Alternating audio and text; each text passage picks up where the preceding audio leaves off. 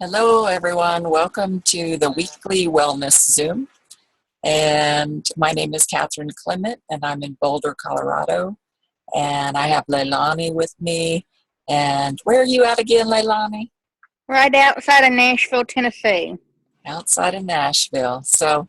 And we're going to talk about just things going on in real life these days and how it affects people. And it should be a pretty interesting conversation and one that I think is going to touch everybody's heart because I think this is something that touches everybody around the country, around the world, not just the country. And I think pretty much anybody that you talk to knows somebody that's dealing with a chronic illness at least, and on top of that, they've been given the diagnosis of cancer, which is a really scary diagnosis to get, especially the way that our media portrays that whole experience. You know, it's very frightening. It makes it very frightening when you hear the big C word. And so my friend Leilani here recently received that diagnosis, and she has been so kind as to agree to share her story with us and just some of what she's going through and the decisions that she's been put in the position to make. And I would like to, I've had a lot of experience with this because my grandmother had 11 siblings, and two of them died from something else, but the rest of them died from cancer. And not just cancer, they didn't die from cancer. Let me retract that statement. They died from the treatment. And and I hope that, you know, I certainly don't mean to be putting any fear into you, Leilani, because I know you're being faced with some decisions about what treatments you're going to take and not take, and but that's just, I've just witnessed that, you know, and I have to be honest about that uh, most of the time it was what they were given, not the cancer itself. And so um, watching that and realizing that if you believe in genetic predisposition, which I'm not sure that I do, because I think our genetics can actually be changed by the way that we feed ourselves and the vibration of energy that we carry throughout the day. But I knew that I could, you know, I mean, it makes sense. Like my mom has already dealt with it a little bit, and I've had scares with it myself. So I started looking for other ways, more natural ways to deal with it. Mr. Tori Bailey joined us. How do you like that? We got another person from Nashville. I'm going to have to come down there and meet y'all. Oh, please do. Yeah, I got to get some tires on the gypsy wagon first. So welcome, Tori. Welcome to the call, and or Zoom, I guess, is not really a call. And Leilani has been so kind to, she's going to share with us what she's going through right now. And I've been sharing how my family has experienced a lot of this.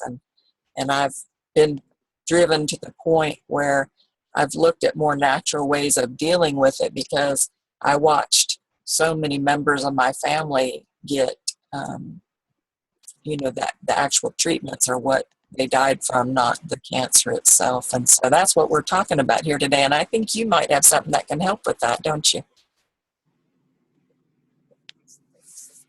Do you mean me, Catherine? Yeah, Are you? I mean you. Well, we do. We got a few things we might could offer, but we're actually there's a gentleman right now that we're talking with out of Texas, whose wife is fading pretty quickly, and he's desperately trying to find out more. And so we've got affiliations with Dr. Patrick Vickers, and he's had great success renewing the old Gershon therapy, which is the raw vegetable blending, the enema protocol, and it's a kind of an extensive therapy, but he is reporting success, and so that's on the, no pun intended, on the backside of it. That's what's important. So, That's right. making light of a serious topic. It always is good therapy to laugh too. But got that, the Kangen water. So many people that are working with us, Shan Stratton especially, been paying attention closely for a while now to all of his discussions, incorporating the probiotic therapies and additives to supplement what we're already taking in as far as good nutrition, but to supplement it with probiotics and a good healthy water, an ionized or alkaline water, especially so that the cells on a microcluster, on a microscopic level, can be altered and made alkaline. And we all know if we don't, we can trust from very respected and proven and reputable authorities that being alkaline is gonna keep you from growing the cancer. That's right. So that's the kind of a common chant for us, and that's my 2 cents for this. But thanks for welcoming me in, and I'm glad to be here with y'all. Excellent. Well, Leilani, you've had a lot of stress in your life recently with a family member and stuff, and I have to tell you that it's been my experience for the last, I was a nurse for 20 years and then working with people over the last almost 11 years with this. These heartbreaks, these deep, deep heartbreaks, or the added stress of a family member who has an illness can really cause some situations in the body. Well, it's very chemical. I mean, it causes a rise in cortisol and all kinds of things, and it sets off these reactions in your body that can lead to a lack of oxygen on a cellular level, which is by Nobel Peace Prize was shown that is underneath everything. That's the underlying cause of cancer is lack of oxygen to the cells. So when you're under these very stressful situations and your cortisol's running high, it's throwing off your blood sugars, and it just causes a kind of a mess. But if you would be so kind, just share what you want. Please don't, whatever you're comfortable with. And I know it's going to touch people. And thank you so much for being here with me. I don't mind sharing it all. Most people are really totally unaware. And I, too, have been a nurse for 39 years. And I've always known we all have cancer cells. And it just, whatever triggers it to come out of its host. And so I believe stress is a big factor, but our diet is another factor. So, as you mentioned, I've been under a lot of stress. I found out 6 weeks ago my father passed away. And trying to deal with the grieving of losing him unexpectedly has been hard. And 2 weeks after that, I started having some symptoms. First time ever, I was having some postmenopausal breakthrough bleeding. And of course, being a nurse, I knew that was not normal. You weren't supposed to do that. And I had already had a hysterectomy. So I'm like, okay, where is this coming from? So I immediately called my doctor the next day. And within that week, I was seeing a new GYN and a new oncologist GYN. And upon examination with the GYN, she found a mass. And of course, my mind's just running through 1,000 different things. What causes, I'm freaking out and really upset because I'm like, my mother passed away 30 years ago from adrenal cancer. And of course, unless you have the same kind of cancers, it's not genetically linked. But I thought I'm not going to follow the genetic trail of having, just because I have cancer, that I'm going to follow suit with it in my family. So I decided then I was going to break that chain. So that day, I did 2 things. One, I changed my focus completely. It wasn't about what was next year, what was next month, or what was next week. It was what was for today. and I had nobody else to worry about but me. So I put the whole focus on me, and not trying to be conceited or self-centered, but that's how I knew I was going to heal.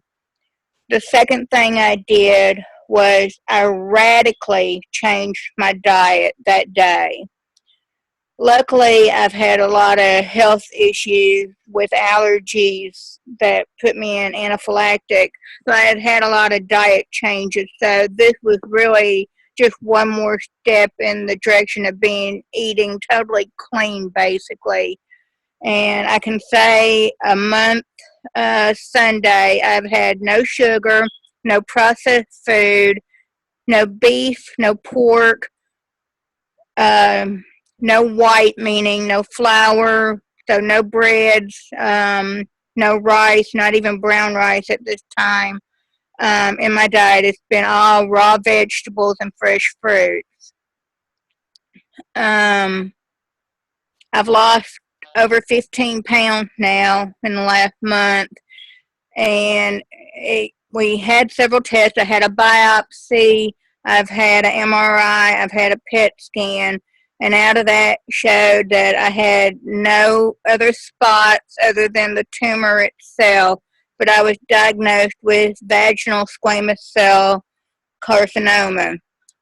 Well, for most people, they never heard of it, and I had not either, but it is very rare and it's very aggressive. So, based on that, I knew I didn't want chemotherapy or radiation, but I knew I had to do something to eradicate it. So, my surgeon oncologist felt very confident that he could remove the tumor and we would be fine because the lymph nodes seemed fine and all that. So a week ago today, I had surgery for the removal of that tumor. I am home. I'm doing well. I'm moving around fairly good. And then tomorrow I go for follow-up for the pathology report on that.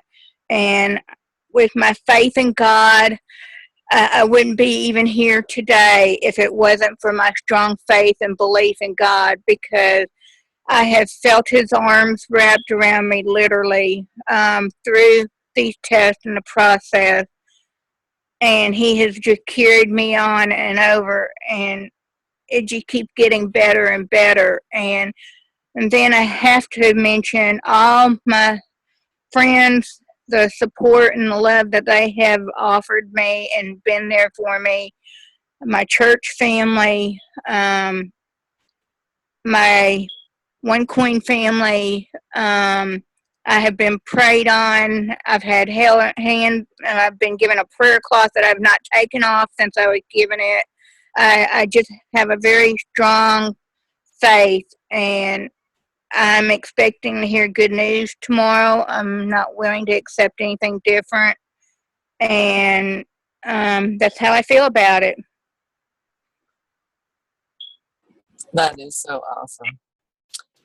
You know, I don't know why some of this stuff happens to us, but it drives us to a place that we needed to be before. And, you know, it shows us what we're made out of. It strengthens our faith. It really does, because you get to the point where that's all you have. You know, that's all you have to get you through the next moment. I know I've been there. And I love your attitude about it, because you have to just see yourself as already perfectly well. You know, I deal with a different chronic thing, but I just have to picture myself and feel myself doing the things and enjoying life and doing all the things that I know I couldn't do if I wasn't completely well, you know. So, and if we just keep holding that ideal, we'll at least be living happier lives in the meantime, don't you think? Because we'll be pre-living all that good stuff. So I didn't realize that you were a nurse. So what area of nursing did you work in, Elaine? My specialty was postpartum with the nursery. And then the latter part of the years I did alcohol and drug detox with psychiatric nursing. In the last 15 years, I've worked with special needs children. God bless you, girl. Wow. I did neonatal intensive care for 20 years. So I worked with the preemies, and so we were sort of in the same field on different ends of it. But Yeah, that's right. yeah, but God bless you for doing that work because it's needed, and it takes a special person. But we do pick up a lot of heartache doing that kind of work. I will say that, being a nurse. Um, yeah, because you either stay in your heart where you can really connect and help people, or you close your heart off and you're one of those bitch nurses that nobody can stand to have, that you don't have any business being in there, right? Like I've had a couple of them. Yeah. So I'm a horrible patient too, by the way. I I hate pain. I hate to hurt, and I hate for anybody to hurt. yeah. Uh, I knew Leilani was special. I saw Leilani at the first time, I guess, was at Cascades, wasn't it? Wasn't it, Leilani? Yes. I guess and we kind of locked eyes, and I just you one of the kindest people I've ever looked into their eyes of. So I knew that you would be a friend of ours. You and my dad are like the same people walking in two different bodies almost. Y'all both very similar.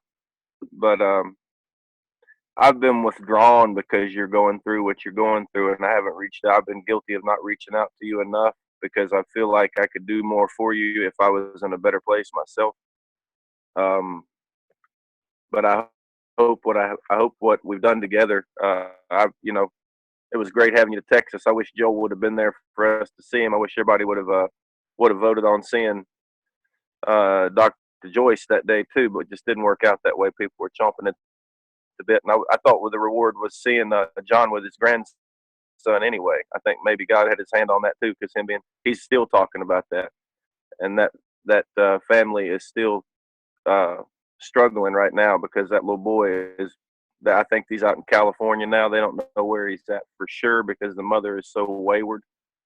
But I saw back to what I was talking about. I've been withdrawn because I feel connected to you, but I'm guilty of being withdrawn from you because I feel like I want to do more for you. And but today, you saying what you're saying about um, dropping some extra weight and cleaning up your diet, you're speaking right to me because I got to do the very same thing, and I got to get rid of these things here too, but they've been a crutch for a long time. I thought I was James Dean when I was 15, but I've learned out me and him either one ain't that mean.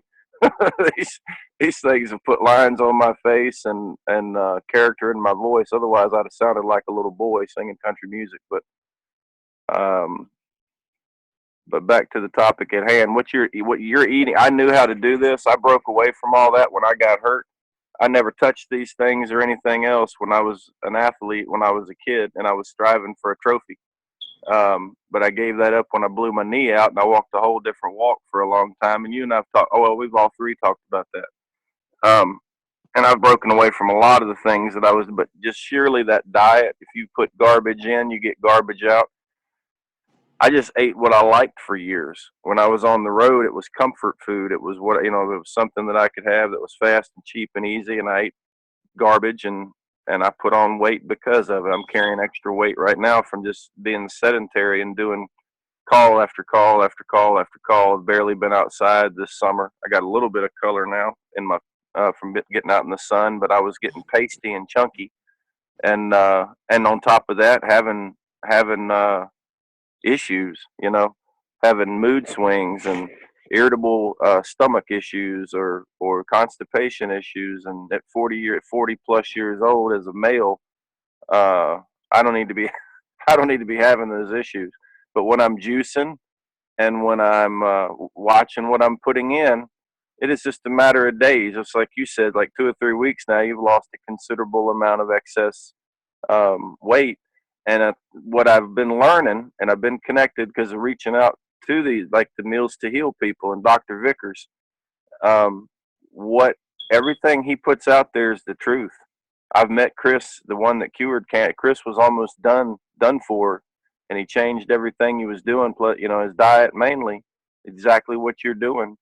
So, um, even still, Leilani, I don't. I know you guys both work in the medical profession. I tend to believe that because we got a songwriter buddy right now that's dying of liver cancer, but it's only because I think he went back to eating what he wanted to eat. He got fed up of doing the program for life, and he's lived a long life, but he doesn't have the fight in him, so he's not sticking with the protocol. He's got some things, and it's taking him down. He's underweight. Hmm. He's not at a healthy weight, and his spirits are up, but it's almost like he doesn't have the will to fight. Right.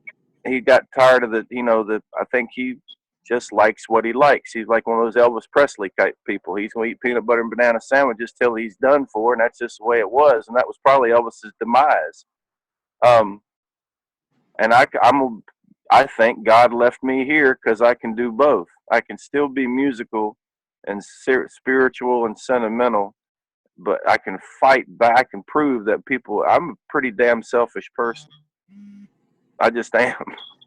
But I think I can prove that I can fight back against that, even against myself.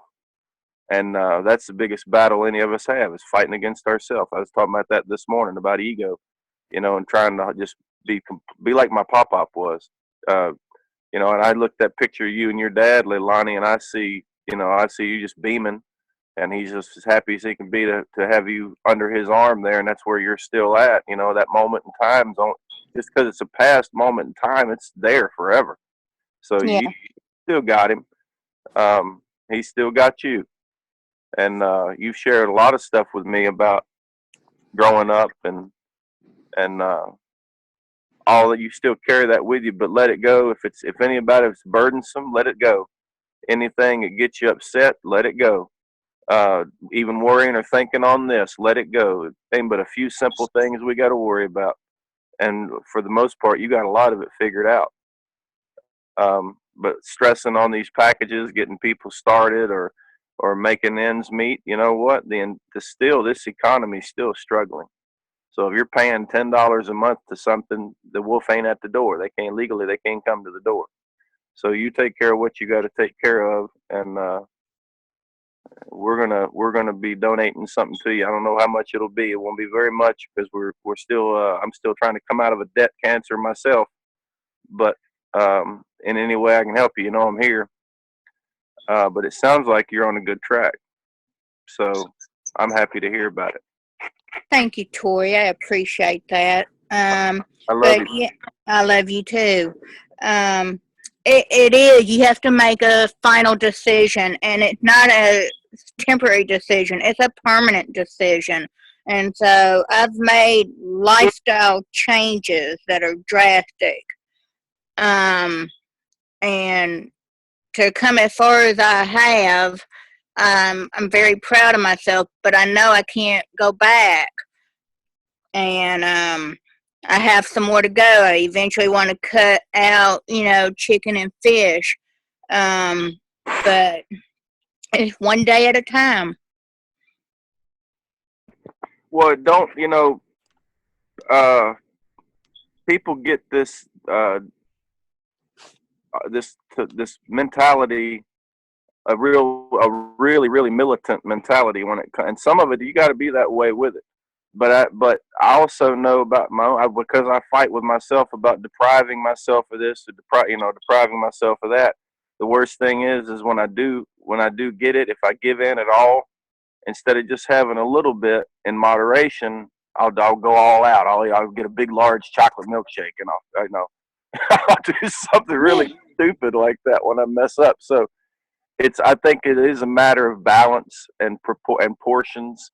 And I think if you've got a good abundance of the good going in, that raw stuff with all the just what's left of God's minerals and the sun's vitamins and what the what can come out of the earth can still come out of the earth and go in us. I mean, I could take you in the kitchen right now. My dad's boiling beets, and he's soaking celery in the alkaline water, to get the pesticides off of it. And we were bad yesterday. We did have hamburgers and baked beans, but and bacon. So the cholesterol probably wasn't so good, but it was organic. It was organic beef, and it was organic bacon, and I guess the only thing bad was Campbell's beans. But conscious, concerted effort, and then if just fight back the out of balance stuff with the stuff that's a positive, the stuff that puts you in where you need to be. You'll feel it. You'll feel it. God knows if I go and I eat, if I just cheat one day, I wake up the next, like if I ate MSG, wake up the next day, my face is swollen. Or if I ate salt in those beans yesterday. I woke up and looked at myself today. I'm kind of puffy because I had sodium, and I can't do that. My body is like all of our bodies. That's what's so crazy about it. All of our bodies, unless we talk ourselves into some mess, all of our bodies respond so quickly. I mean, within a matter of days, some things within a matter of hours, but after several days, you change one thing drastically or several things, even a little bit, we get results. God gave us, that's what he gave us. You do something, a little bit of something, you see a pretty big change quick. He doesn't leave us out there floating in the breeze. And I think you can stay right on it. So you got me cheering for you. We got plus while I got you here, Catherine, I was confused as far as, because I'll tell you why, because Sandy and John are doing that break free from the get the different passport thing going on that comes right on the heels of the date, or right on the front end of the date. So we need to talk about that somewhere. We'll talk later tonight or somewhere about putting that together, because I don't want to miss either one. I'd like to be in Atlanta for the event, even a small event or meeting, or I'd also want to catch that information. I got somebody just called me again today about getting that national status corrected, so they maybe could, they're thinking about moving out of the country maybe, or they're thinking whatever they're thinking, but they at least want to acquire the information. So, Well, I think on that, I think I just canceled the one we were going to do, and because I would rather have everybody go to that. And what I'm going to try to do, I think, is postpone my surgery until the end of September, and maybe I can make that September Atlanta event. I'll try to schedule myself so that I can do the event and then have the surgery, because I don't think I can do the event after the surgery. But yeah, I'm just going to cancel that August 6th thing that we were talking about doing, because I'd rather have people go to that other one. It's really important. I would go to it if I could, but I can't afford it, and I can't travel. I mean, I'm going to travel to get my surgery, but traveling's really hard. So, Leilani, I will certainly hold your hand with these diet changes. I had to, let's see, it was March a couple years ago. No, well, whenever it was. I went to the doctor because I was having blood in my stools. And as a nurse, I have the nose for it. So I actually noticed it before it became visible, but then it did become visible and everything. And so I went to the doctor, and I forget what the name of them are, but I get the kind of, excuse me, I get the kind of polyps that, it's not like they might turn into cancer. It's that they will turn into cancer if we don't get them out of there. Excuse me. So every 3 years, I have to go in for a colonoscopy, and they cut those things out of there. And much like you have to. I just always, I had to change my diet drastically. I mean, I wasn't on the standard American diet. I probably had a diet better than most people in the U.S., but I was still eating meat. And when I asked my gastroenterologist, when I asked him, well, what can I do to prevent these so that we don't have to keep going in every 3 years? Because I actually have damage to the nerves in my anus, and they have to put me completely under to do these procedures, because it'll shoot my blood pressure way up over 200, over 100 and stuff like that. And they're afraid I'm going to stroke out. So as a nurse, you know the risks of going under anesthesia. And so I don't want to have the colonoscopies every 3 years. I don't want to be under anesthesia every 3 years. And I certainly don't want these things growing into cancer in my gut. So I said, well, what can I do to prevent it? And the only thing that he could tell me that would prevent it, now this is coming from his Western medicine mind, of course, but was he said, if you stop eating meat, it will decrease your chance by 40% that they'll turn before we can get to them. And that was the day that I quit eating meat. Because 40% was a huge, that's a huge percentage to me. And so I realized I had to quit eating meat. I needed to go to a raw diet. And I started doing a lot of research. I knew quite a bit about alternative diets and stuff, but I had never really done one. And so now I'm almost completely vegan. There's a couple of items that I use that probably have some egg in it at some point, but primarily I'm completely, off of the meat because, well, I mean, that's just a huge percentage. I was just telling her, Tori, that I started growing these polyps in my gut, and they're it's not like they might turn into cancer. They will turn into cancer. We have to get in there every 3 years and cut them out. And when I was asking the doctor, what can I do to prevent it? Because I really don't want to have to cut them out every 3 years. There's got to be a way to prevent it, right? And he's like, well, if you quit eating meat, it'll decrease your chances by 40% that, we'll get in there before they turn. So that was the day I came off of meat. Up until then, I mean, I'm Native American. I got O positive blood. I'm a meat eater, but I had to learn a different way of eating. And I will say my heart is much better with not being a meat eater, actually. I sort of have this thing, I guess if an animal is hunted, then I'm better with it, but I can't, these because hunting, you're matching yourself against that animal kind of thing. I mean, there's integrity in that to me somehow, and plus you need to use the skin and the every part of the animal, to make something with it. But these places where they just farm these animals and they're kept in the horrid conditions, and there's so much brutality, and I can't, I won't even talk about that because I'm going to start crying. But, my heart, and I know plants have conscience too, because I've been talking to plants since I was a little girl. So it's not that I feel like I'm completely getting away from hurting something, but somehow to me it's easier on my heart to do the plant thing than the animal thing. And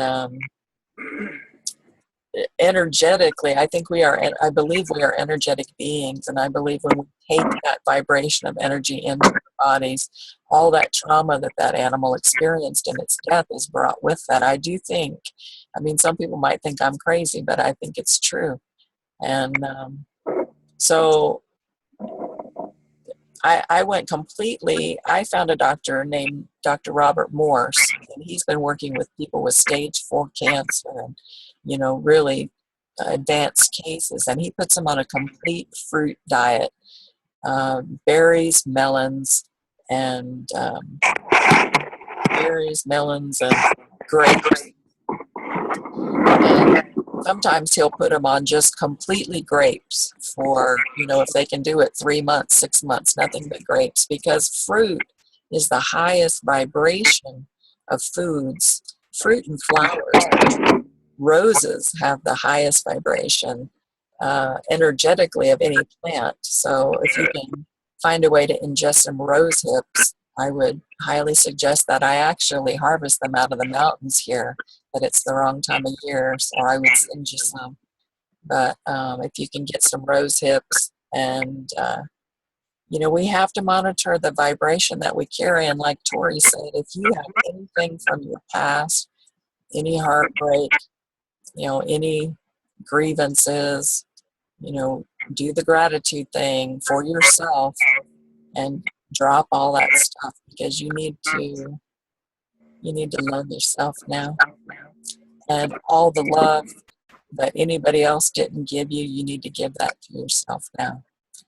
And of course, you're surrounded and just overflowing with love from all of us. But you know, you gotta do it for you, and we'll be here to lean on. And I'm just so thrilled that you already have this diet component, because the people that I work with, this is the hardest thing for them to do is change their diet. So you are so far ahead of the game with people. And that just makes me so joyful to hear that today. So Yeah, that's the biggest. When you know, Catherine and Leilani both. I don't know if y'all have heard my dad talk about it, but when he was at Virginia Tech back in the 70s,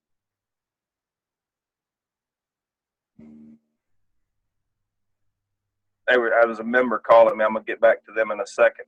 They were starting to do the steroid injections. And by the way, I didn't mean to drop off a little bit ago. My battery died on me, so I plugged in now. But they began the steroid injections back in the 70s when Dad was. It would have been about 73, 74 when they were beginning in American universities, polytechnic institutes, to inject calves. You know, you wouldn't put this kind of drug or steroid in a baby, but essentially taking baby calves and for about a 3-month cycle, just pumping them up so that by the time they were like 6 months old, they were full grown. They were ready to go to the processing plant. And Dad asked here was the thinking. Here's how far you want to embrace at least the positive. Here's how far we have come, realizing that crap does go in the meat. But back then, the professor, college university professor, tells my dad, "Oh no, it's flushed out through the urine and the excrement. There's no way that could get into the meat." And my dad, who was always kind of rebellious thinking, he said, "I don't know about that. It seemed like to me it would be in there."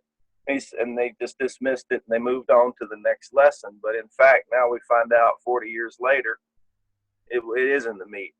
It's in the meat. It's in the soil. It's in what you got to really know what you're getting, what water. You could put water on your garden and not have used pesticides, but wind up with boric acid or lots of things in your vegetables if you were to test your vegetables. And you get so scared that you're like, well, gosh, what in the world can I do? Well, there are some things you can do. You can wash the vegetables in some of these waters like we're talking about, soak them before you consume them. Just life and nourishment needs to be the main focus. Everything else can kind of go away. I'm working with a cracked cell phone right now because it's more important to eat better than it is have a, flashy cell phone. So, yeah, there you go. Yeah, I got to get that new case too. Hey, are you muted or did I mute you? yeah, I'm muted. I try to not laugh. I laugh over people too much sometimes. I got you. Yeah, but it's all good stuff, man. If we, some of this stuff that we spend hours kind of pondering or contemplating, if the money got good next week or next month, a lot of that contemplation and that mental labor, that arduous mental labor goes away when we replenish the accounts and there's abundance and not deficiency. That damn cancer of deficiency will eat you alive. It sure Let will. me add. I'm sorry. Come on out, honey. I was just going to add with what Tori said. The water, alkaline water, most people say, well, you got to have alkaline, you got to have some acidity in your body. True, you do. But your natural foods and fruits have the natural acidicness in it to compensate for that. So it is important that you drink alkaline water. And so that's what I've done. I do have a alkaline machine here in SD501, and I've been drinking alkaline water for 7 years now. So it is important, but another thing to add into all this health is it's very important of how do you utilize your personal energy. and the energy surrounding you. Because of my father passing, I had a stepmother and a step family, and that family got very ugly with me, really talking horrible, and I had to make a decision, and I ended up blocking every single one of them off of Facebook because I could not afford to have their negative energy influencing me. I had to stay positive, and I only want positive energy around me. And it was all part of healing. That is such a huge part of it, honey. Oh my gosh. And just like the diet part, so many people don't get that. And it's so important, you know, and I don't drink alkaline water. When I make enough money to get a machine, I need to get one. And I want to, do you guys sell them or something? Because I want to, we have an Yes, amazing, through a company called Enagic, we sell Kangen water machines. Mhm. Okay. Because Yeah. we have an amazing garden here, organic garden. We don't use any pesticides or anything. Um, but we water it with the city water, and I hate that. So I don't know, do they make something that goes on your hose like before you water your plants or something? Or That's something to check into because there's fluoride in that water. There's yeah, chemicals to treat that water. yeah, all that crap. I know. There is, Catherine. There's realistically, there's a good filter as far as plants and stuff. Um, One thing that was pretty crazy, the first, and you got to keep that machine. We actually just got our level up SD 50. 501. I got another call. I got to get them in a minute, but we just got ours back from full service. Because you got to keep the titanium plates and you got to keep new filters, keep it cleaned out. But we actually experimented on tomato plants, and do you know that three tomato plants yielded as many tomatoes from my dad's back garden as my uncle's 11 plants did, not drinking. And what we were doing was feeding it acid water, slightly acidic acid water.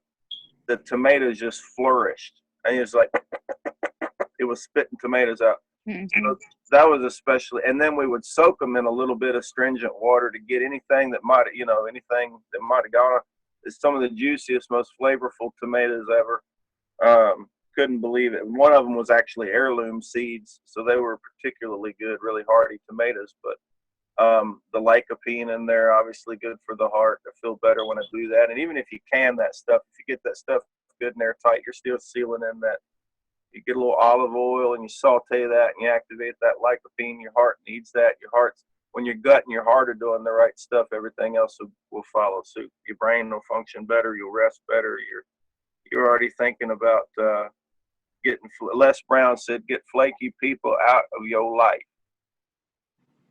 If you got to erase them off Facebook, if you got to call the phone company and tell them they're harassing you, trying to sell you coupons at the grocery store you don't shop at, tell a lie. It's okay to tell a lie like that. Just get them out of your life. Tell the postman, hey, if you see Claudine, send me any more mail. Just keep it, right? We don't need no mail from Claudine. She don't do nothing but pessimistic, negativize everything she comes into contact. We just don't need no more of her stuff. Well, look, I'm going to bounce for now. I got two people that are hitting me up. I got to get back to them. I love y'all, and we'll see you tonight if you make Nightline. Otherwise, we'll see you soon. Mwah, mwah. You know, I'll be there. Love you too. Bye, Leilani. Bye. Bye, Tori. Thanks Bye, for Chuck coming on, Tori. Yeah, we'll keep rocking it. We will. Bye, baby. Bye. He's so sweet. He is. Oh, And he good. lives 20 minutes from me. Aw, that's so nice. So y'all have gotten to meet in person many times, I'm sure. Oh, yeah. I know Many a times. we'll get to meet one of these days. Once I get through these procedures and I can travel better, then I'll be able to do more. But another thing I wanted to talk to you about, since we're here, is the medical ozone. I mentioned it to you a little bit on a chat, but this medical ozone is used in other countries, especially countries that have socialized medicine, because they can't afford for their people to be sick all the time. They actually have to be well, you know, and they're not like here, where I'm sure you witnessed as an RN that our healthcare system is a business. It is absolutely a business driven by big pharma primarily, but also driven by the Meat and Dairy Association. And you know, and the things that they pay the medical schools to talk about. So um, this medical ozone, you know, some of these socialized countries figured out that you can cure pretty much anything with it. I mean, it's basically oxygen. It's an oxygen molecule that has been um, concentrated, for lack of a better term, so that instead of O2, it turns into O3. It makes an extra oxygen molecule on there.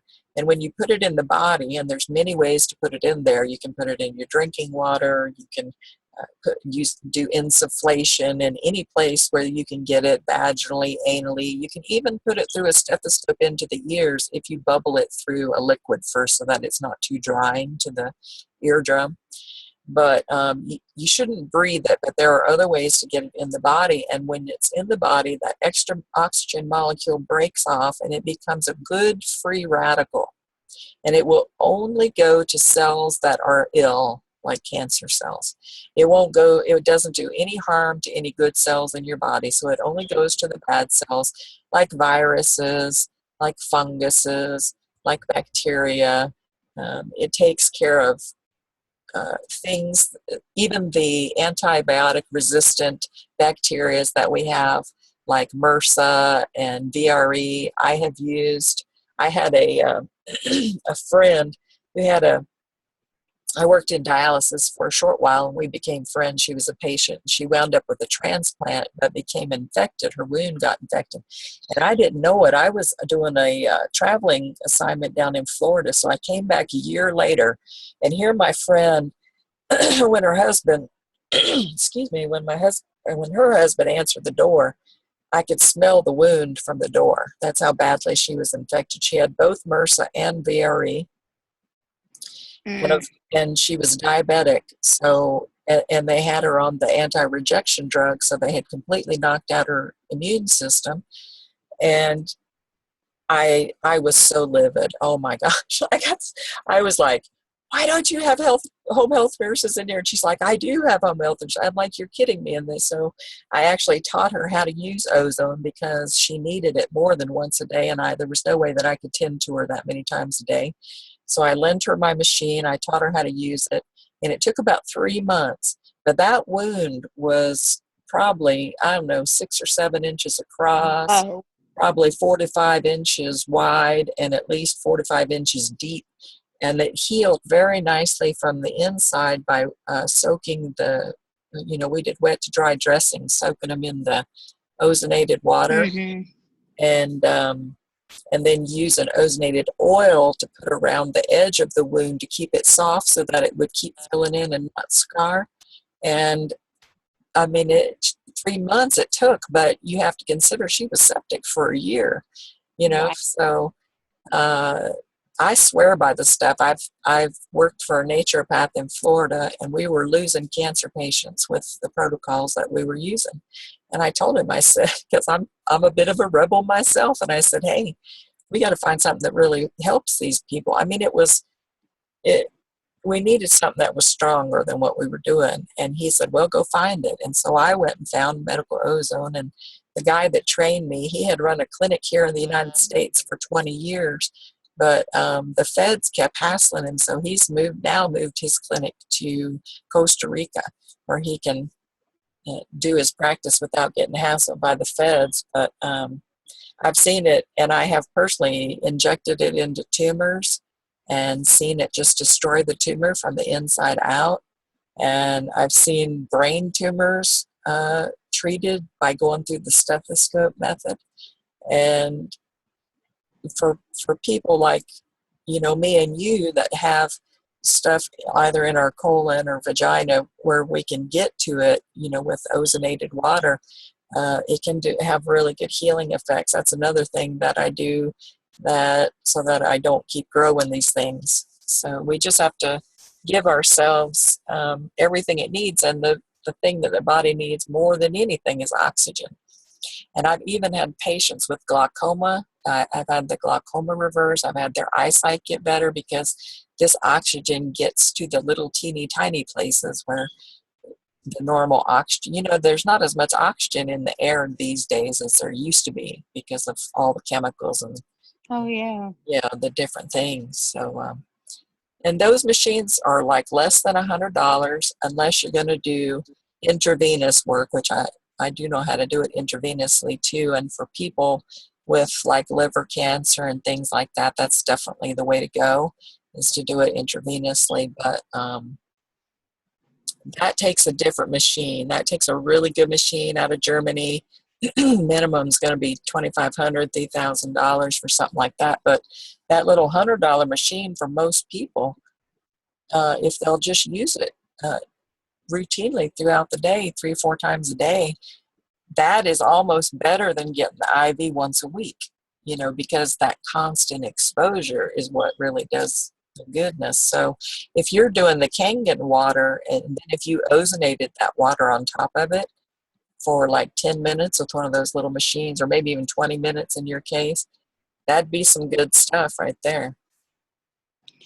That's something I'm gonna have to look into some more. I really am at peace, and I feel like I'm gonna have a good report tomorrow. Yeah. And Tori's friend John Upham, who is also with OneCoin, I met him when we went to Houston, and he is a health coach, a self-taught health coach. Yeah. And I got a lot of valuable information from him. And it's funny because there's more to health and nutrition than most people realize. Yeah. I've taught health and nutrition to elementary and middle school and specializing in juvenile diabetes, so I've done that too.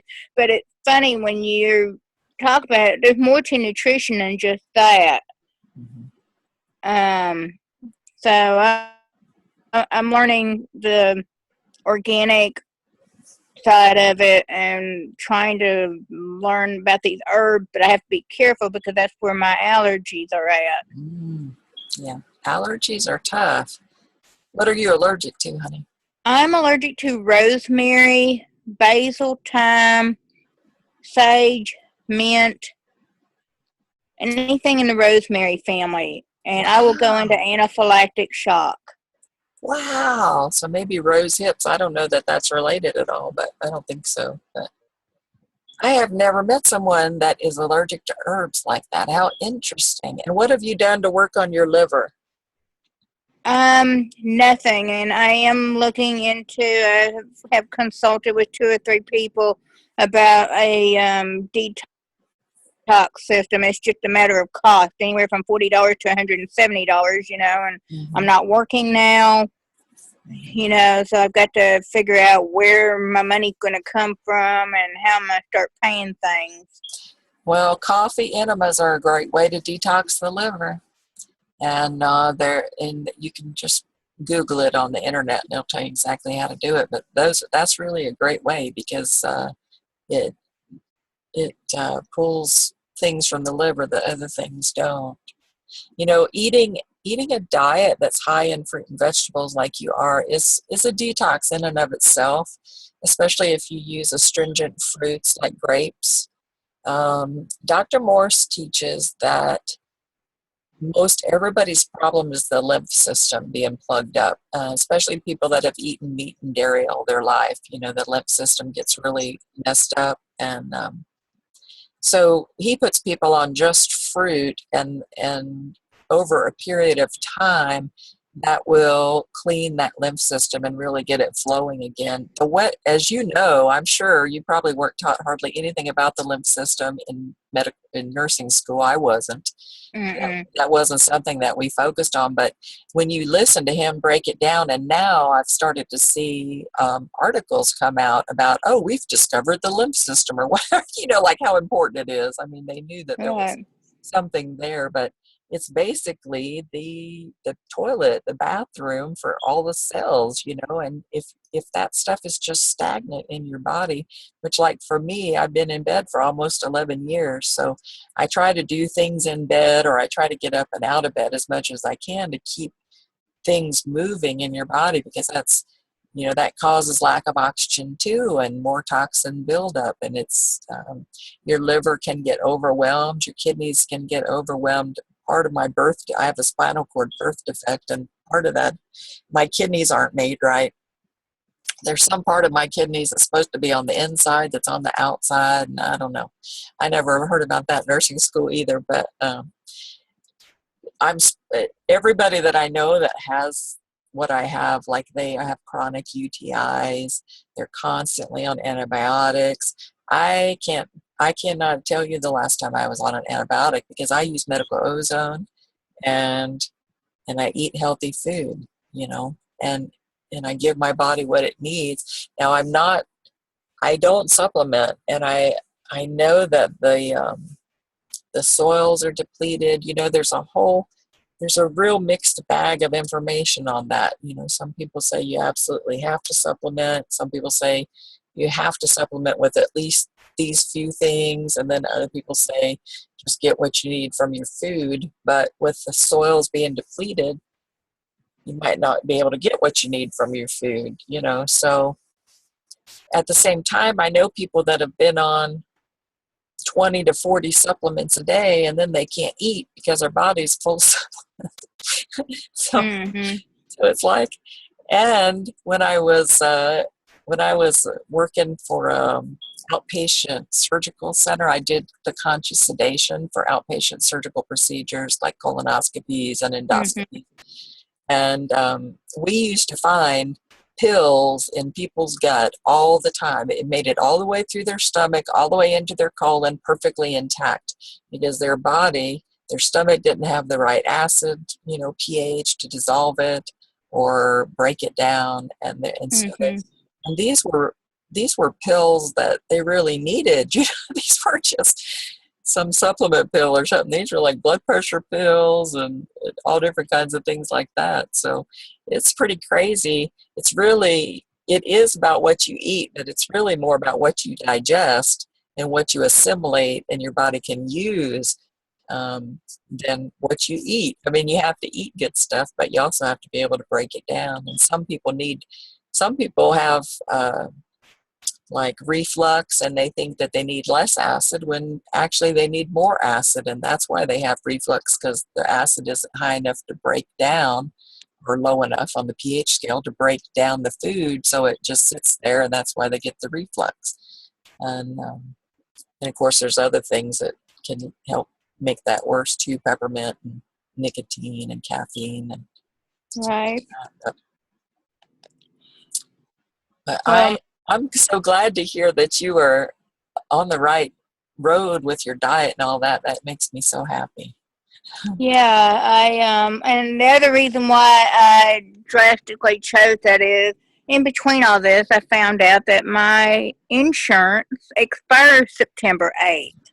Oh, And I found that out when I was reaching to get a second opinion. So that just nipped that in the bud. And I'm like, okay, I got to react really fast here, because I'm going to have to do something diet control between now and the time of enrollment, which will be in November. But then I don't have no coverage till January 1st. And the reason why is because when I pick up the next policy in September, they won't cover nothing because it'll be a pre-existing condition. that's right. Crooks. I'm telling you, insurance. So that was the other reason why I made the changes and choices what I did, because I'm like, I've got to go 6 months there now, trying to figure out what to do. And why did they do this to people who are critically ill? I mean, of all the people to put more stress on, it makes me so furious. That's one of the reasons why I started this Zoom, because there's just a lot of people that are disregarded by the medical community. And I I was always a strong patient advocate as a nurse, and it really hurt my heart when I became the patient and I got treated the way I did some of the times. Oh, I totally agree with that. We had a fight in the hospital. They had a Foley catheter in, which I didn't want. And I knew with my history of DVTs and my asthma that I needed to get up and walking right away. Well, of course, my surgery took longer than he anticipated. From 30 minutes, it went to 2.5 hours because I had a lot of scar tissue wrapped around my lower intestine. Mm. So they wouldn't let me get up. They wouldn't take the catheter out, and I gave them a run for their money all night long. And the minute they got that out, they said, well, if you don't go, we're going to have to put it back in. I said, you don't have to worry about that because I will. But I'm just like, they just don't listen to you. They don't care. Oh my gosh, they don't listen at all. It is, I wound up, they had me, before my surgery, they had me on a whole bunch of gabapentin. I'm sure you're familiar with that drug. Yes, I am. And to try to help the nerve pain. And all it did was completely mess up my mind. And it was a horrible drug. I don't want anybody on it. And my body, I don't know if my body just quit, like it just couldn't deal with it anymore or what, but my blood pressure went sky high, 240 over 140. I lost my left side. I was talking like that. Even my mom couldn't understand me. I was thinking, oh my God, I'm going to be in a nursing home for the rest of my life, and the assholes, the assholes that I had to deal with during that, like they actually put me in restraints and gave me psych drugs that I knew could have, with one dose, some of those drugs kind of affect your heart and all kinds of things. And I've already got some stuff there. So I'm like shaking my head like this and I don't want it. And they just gave it to me anyway. And I could not believe, and I was told that I was making up symptoms. I was told that I was, that it was all psychosomatic or whatever. When it come to find out, it was 6 nerves that were completely trapped. That's why I was in all that pain, and I had to have surgery for that. But I'd look at them and I'm like, are you kidding me?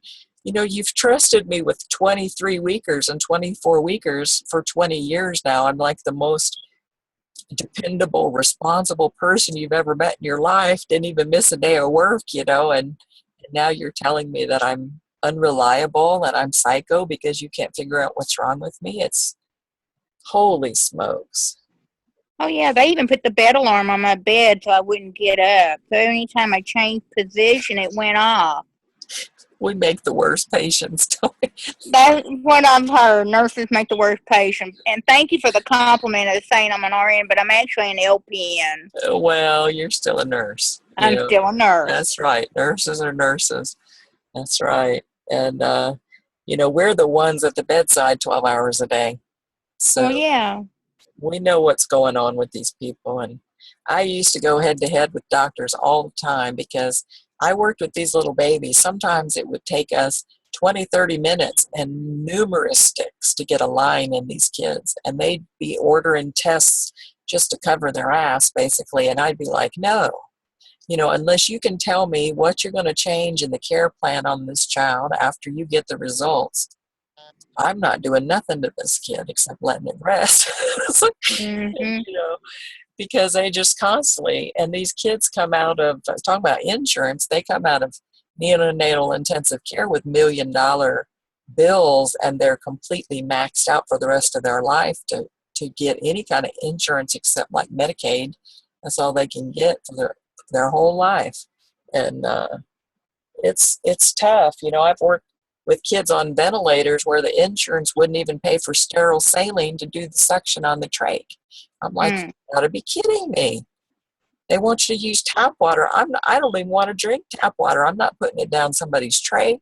Are you kidding me? I know. It just blows my mind.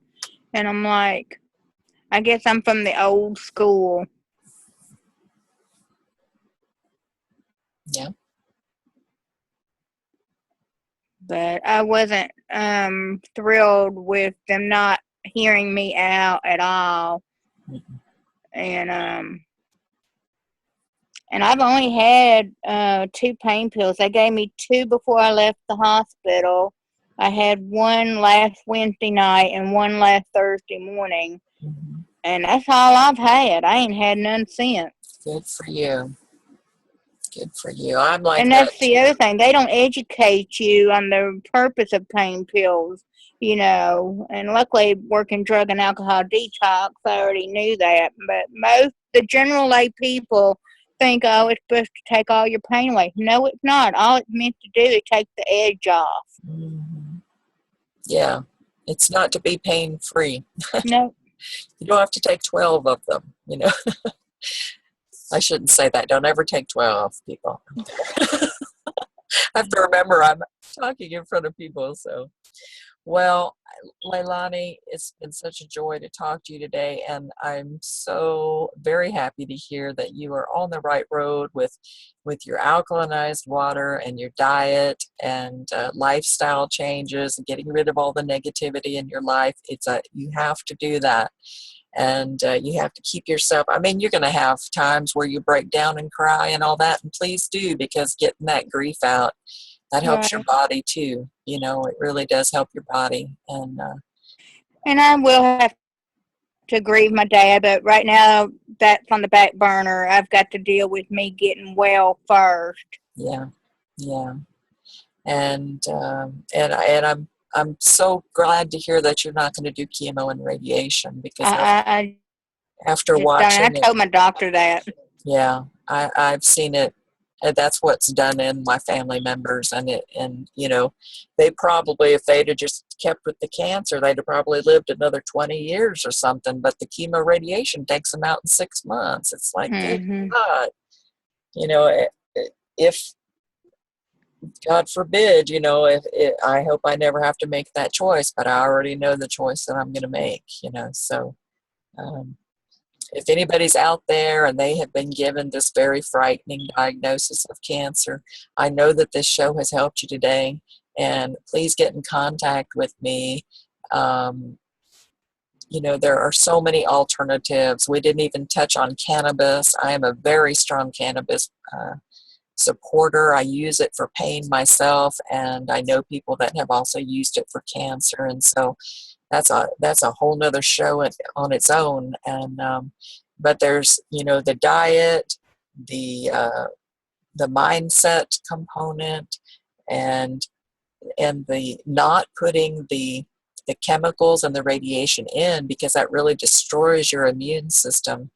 And so many um, oncologists, they literally try to starve their patient to kill the cancer. I don't know how they think that works.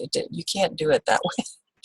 You know, your body has to have an immune system, and it has to have nutrition.